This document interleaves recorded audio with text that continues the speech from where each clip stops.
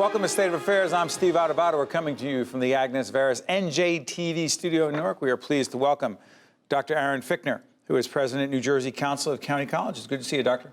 Great to be here. Thank you. Tell folks exactly what the council is.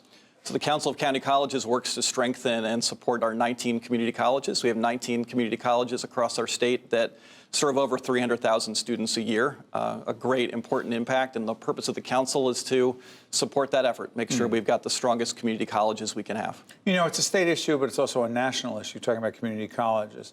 There's a whole debate going on. We'll get you into a second about whether, in fact, community college should be free. We'll do that in a moment. But what is Vision 2028?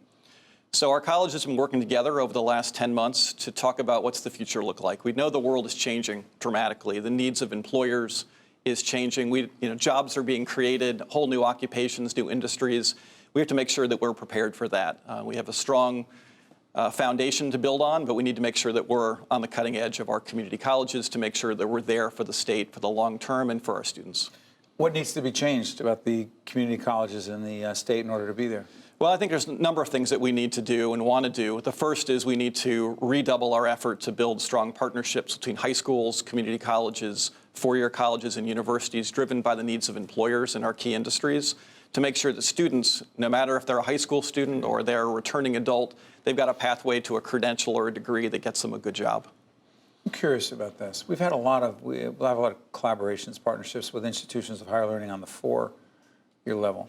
And there's a lot of talk about collaboration between two-year institutions and four-year institutions. What is driving all this collaboration? For years, I thought you were just competitors. You didn't want people going there. They didn't want people going there. But now you're collaborating, and someone goes to a two-year school, and then you're making it easier to go to a four-year school after they go to one of your places. How and why did that happen? Well, I think there's a realization that even though we have a very highly educated state on average, that we've got to do better. We've got to find ways to get more people a post-secondary education. So 52% of our adults in New Jersey have some education after high school. That's a pretty good number. We rank 7th in the country. Some education. Some education after a credential or a degree, right, after high school. But if you talk to labor economists, you talk to employers, I think there's a broad agreement that the path to a good family supporting income and career is some post-secondary education. It could be a credential that's valued by the employers. It could be a two-year degree, a four-year degree. The data is clear that people with some post-secondary education do better, can provide for their families. And so the goal really is to get more people the opportunity to get that education. That's adults who may not have had that opportunity. It's high school students that are struggling to find a way to pay for college. So if we all work together, we're going to make New Jersey stronger. We're going to open up the doors of opportunity for more people. What's the deal with free tuition? First of all, where are we with it? Second of all, how much of it is the job of the council to make the case for it? Because there's some folks who say, great idea, but how the heck do we afford it?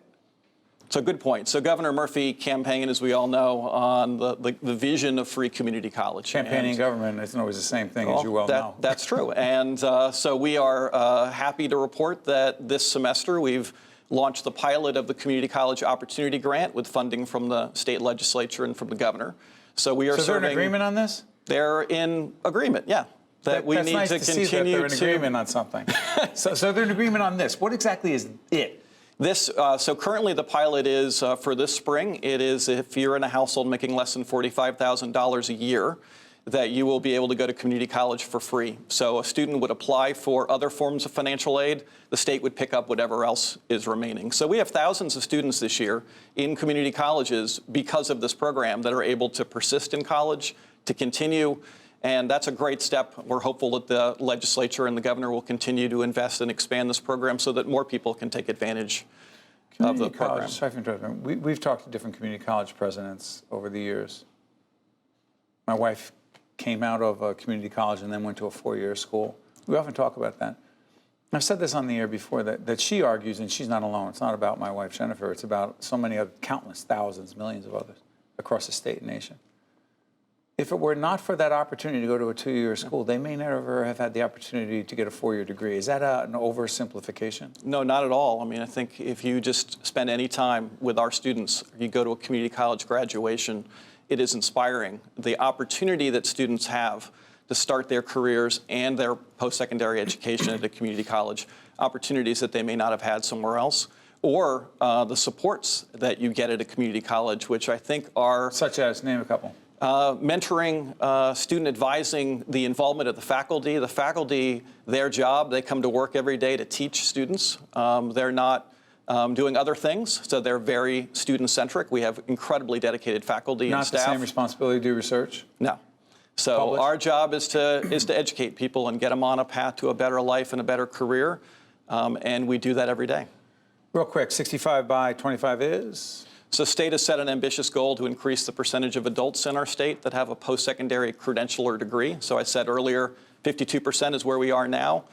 We want to get to 65 by the year 2025. A lot of work to do to get people into post-secondary education so they can get a credential or a degree. This is about the wide variety of educational opportunities. You keep saying I'm sorry for interrupting, Doctor. A credential or a degree.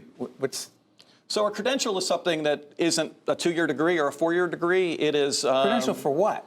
For a job. So for example, there are a whole wide variety of credentials, whether you're going into advanced manufacturing and you want a metalworking credential, or you're going into any number of other healthcare occupations that may not require a 2-year degree. There are a lot of credentials that people can earn that when you go on the labor market, an employer will say, yes, I will hire you because you have shown through this earning of this credential that you can do any number of things. It has value, right? And it's less than a 2-year degree or a 4-year degree, but also can be integrated. So I think more people need to learn and earn credentials while they're in community college and 4-year programs, so they've got the degree and something that's recognized by employers. Throughout this interview, we've been putting up the website. Put it up one more time for the Council of Community Colleges. If you want to find out more, that's on you. Do it, because they're there. And how many again? 19 community colleges? Out of 21 counties. Correct.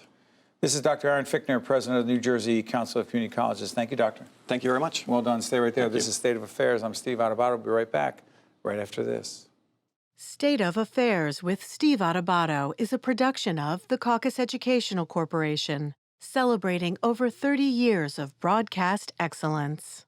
Funding for this edition of State of Affairs with Steve Adubato has been provided by Horizon Blue Cross Blue Shield of New Jersey, NJ Best, New Jersey's 529 College Savings Plan, the New Jersey Education Association, Community Food Bank of New Jersey, Guarini Institute for Government and Leadership at St. Peter's University, International Union of Operating Engineers, Local 825, and by the Fidelco Group. Promotional support provided by the New Jersey Business and Industry Association and by Tap Into TV.